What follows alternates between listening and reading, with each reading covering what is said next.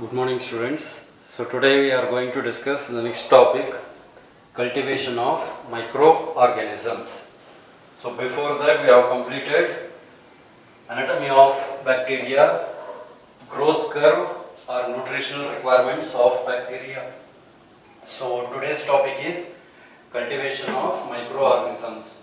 So why we should cultivate microorganisms? As a word itself will tell you, cultivation means to grow.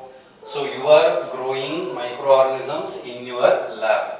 So why we should grow them?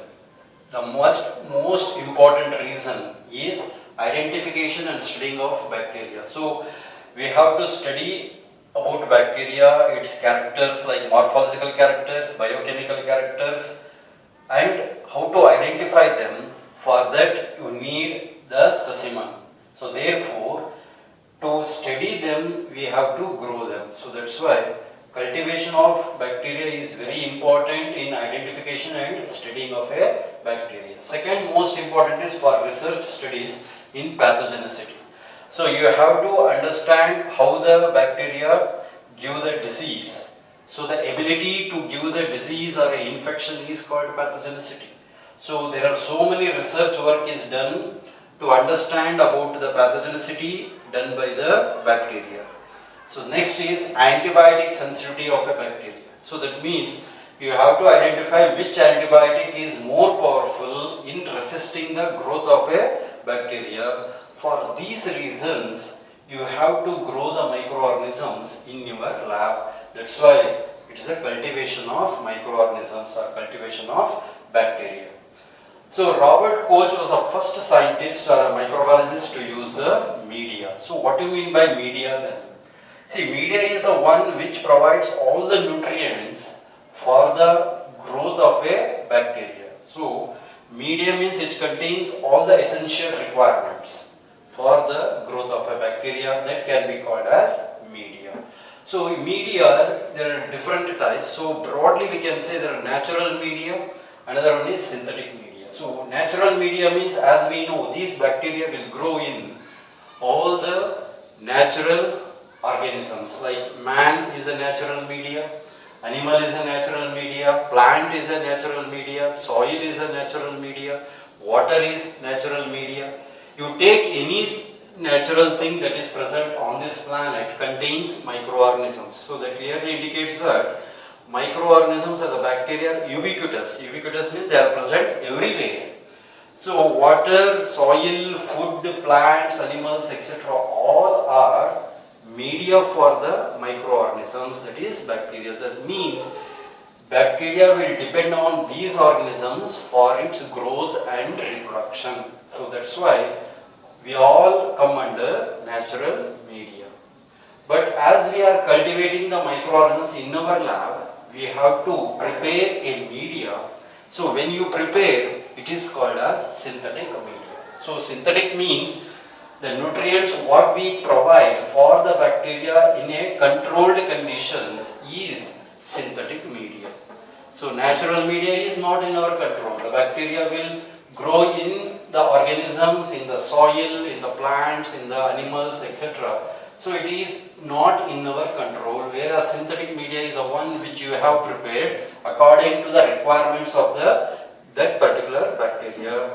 So in this chapter we will discuss different types of media and their composition and how to prepare them. So next we will discuss types of media.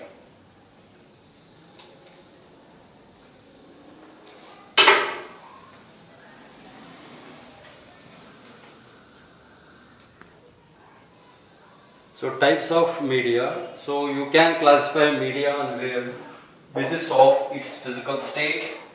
So based on physical state, if it is in a solid, we call it as solid media. If it is a liquid, we call it as a liquid media. It is also called as broth. Semi-solid media, which contains gelatin. Simple media, complex media, synthetic media, semi-synthetic media, and the last one is special media. So first one, solid media, means it contains a solidifying agent called agar. So agar is a substance that is obtained from seaweeds. It mainly contains a long chain polysaccharide and organic salts. Along with that, it contains proteins.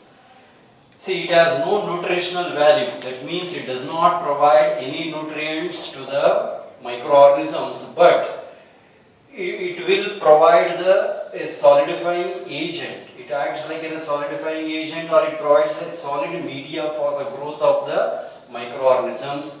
Another most important point about agar is it does not interfere with the growth of a bacteria, neither its metabolic characters.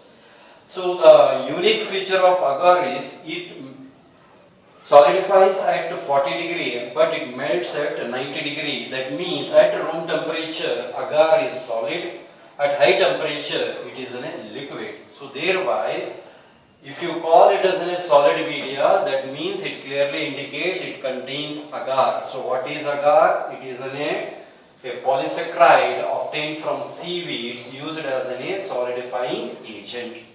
So next is liquid media. So the major difference between the solid media and the liquid media is, in liquid media it does not contain agar. It is only a liquid part. It contains water and along with the essential nutrients required for the bacteria. That's why it is in a liquid media which does not contain agar. So semi-solid media, here neither it is purely solid, neither it is in a liquid, it is in between. So here the percentage of agar is less, or sometimes you are using a gelatin. So thereby this media is somewhat soft. It helps in identifying the motility of certain bacteria. So we are using the media based on the requirement. So thereby semi-solid media is the one which contains less quantity of agar. So next is simple media. So word itself will tell you simple media means it contains basic requirements for the growth of microorganisms. So it is one of the most routinely used media in most of the microbiological labs. It contains minimum nutrients and it helps in the growth of the microorganisms which are growing easily, which does not require any specific nutrients. Then we can use simple media. The best example for simple media is nutrient agar.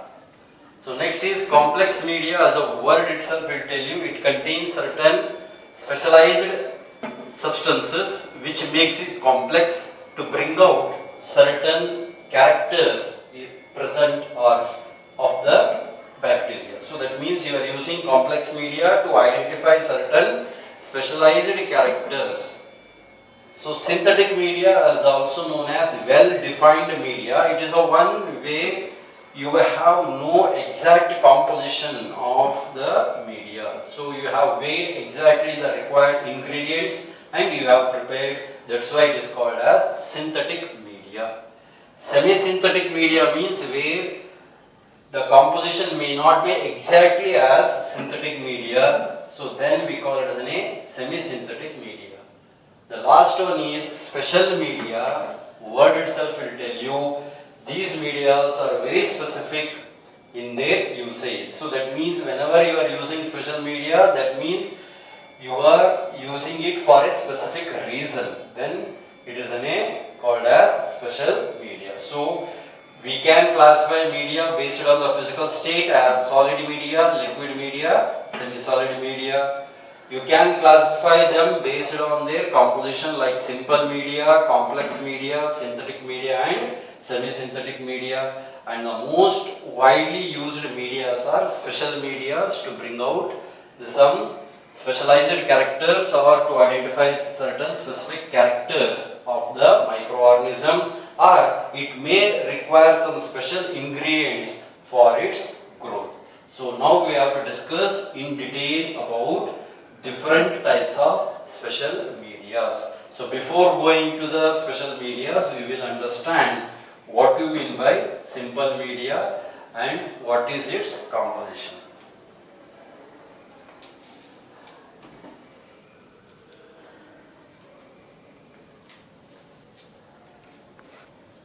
So we will discuss simple media. As the word itself tell you, it is a simplest media of all different media used in microbiological lab. So what is a media? It is a medium which provides the essential nutrients for the growth and development of bacteria. So in that we are discussing simple media which contains very basic requirements. For any bacteria to grow, it needs carbon source, nitrogen source. So two are very important. Apart from these two, it needs certain minerals and then water. So therefore, the simple media will provide these basic requirements in the form of carbon source, hydrogen source and nitrogen source.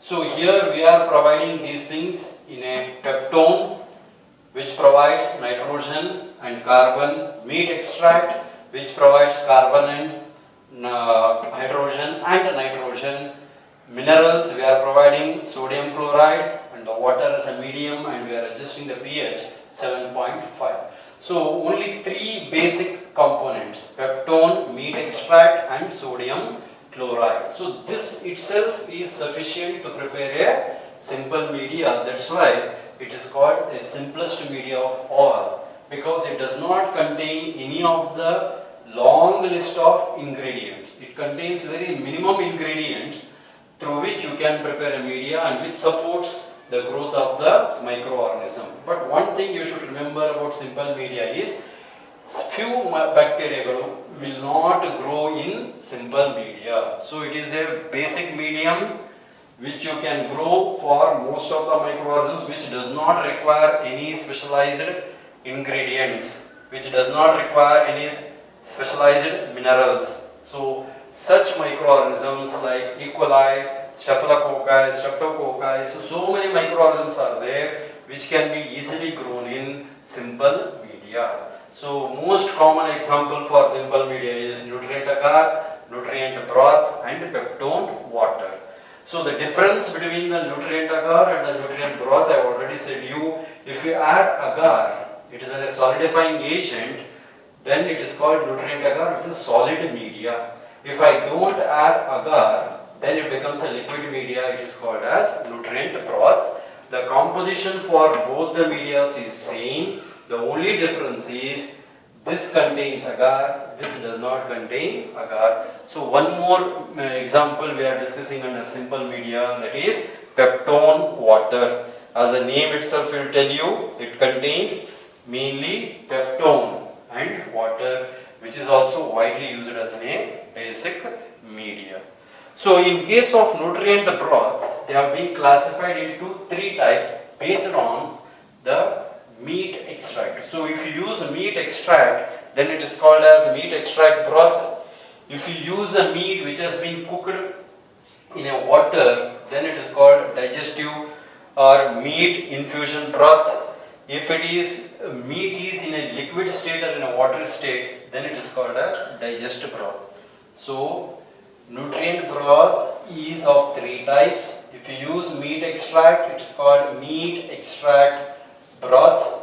If I use meat extract in overcooked in a water, then it is called digestive broth, infusion broth. Then if I use same meat, if it is digested with the help of a proteolytic enzymes, then it is called as digestive broth. Basically we are using meat extract in all the three. The only difference is what is the state of the meat in the broth. So that's why all are basically same, but you are using for a different purposes in the cultivation of microorganisms. So in simple media, you have to memorize the composition of nutrient agar and nutrient broth. So what are the basic uses of nutrient agar? So one of the thing is the most common media used for growth of most of the microorganisms. It is we are using nutrient broth to study whether it is aerobic, anaerobic or facultative.